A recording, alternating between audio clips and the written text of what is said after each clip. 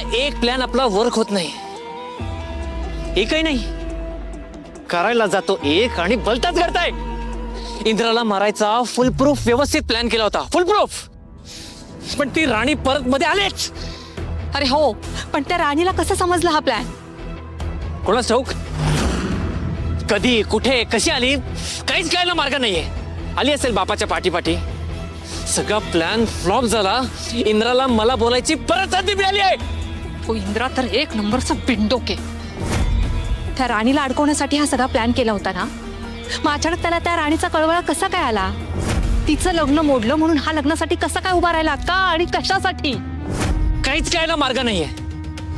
रोज रोज उठता बसता खाता पिता गरीब फॅक्टरीत रोज राणीचा चेहरा बघावा लागणार आहे.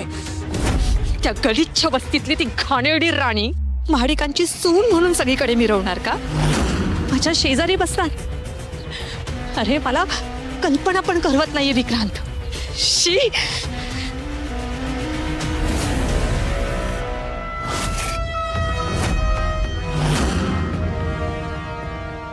एक मिनिट, की अशी कशी महाडिकांची सून म्हणून सगळीकडे मिरवेन? आत्ताशी तर लग्न झालंय, अजून ती या घरात आलेली नाहीये.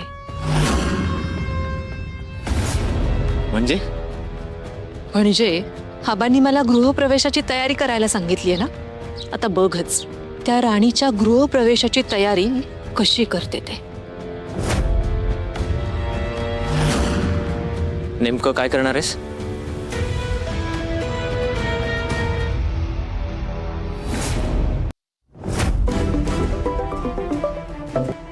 उर्मिला, आता मला कोणाशी काही बोलायचं नाहीये. आई माझं ऐकून तरी घ्या. अहो, त्या इंदिरा भाऊजींनी त्या दळभद्री राणीशी लग्न केलंय आणि ती मोठ्या तोऱ्यात आपल्या घराकडे निघालीये. आणि मला म्हणते कशी, माझ्या गृहप्रवेशाची तयारी करा. काय असं म्हणाली ती? हो, तिला म्हणावं या घरची सून व्हायची फक्त स्वप्न बघ, आणि ती स्वप्न पण मी कधीच पूर्ण होऊ देणार नाही. ती फालतू मुलगी ह्या घरची सून होऊच शकत नाही. अगदी बरोबर बोलताय मालतीये तुम्ही.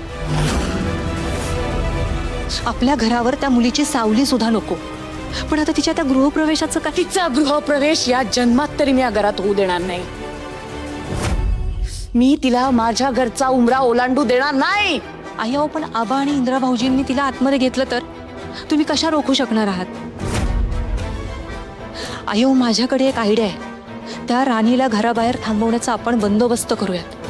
तो कसा?